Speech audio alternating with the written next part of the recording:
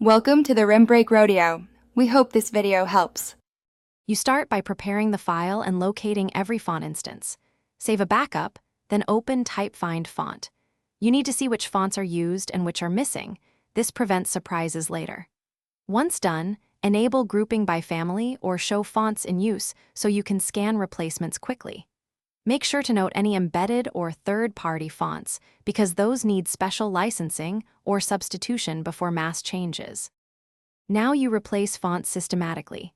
In Find Font, pick an active font and choose Replace with to swap it across the dock. Test on a single frame before committing. For targeted swaps, use Edit Find /Change with grep to catch style-specific cases while preserving local overrides like size or color.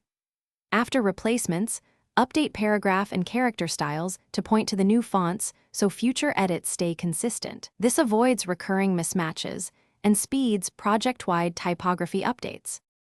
Finish by validating everything. Export a PDF proof and scan pages for reflow, widow/orphan issues, and missing glyphs. If you find missing characters, run Find Font again or substitute with a compatible weight to maintain layout.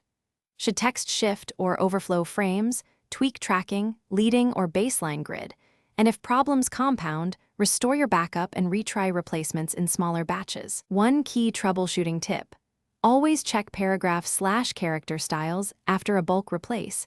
Incorrect style mappings cause persistent layout changes. Thanks for watching.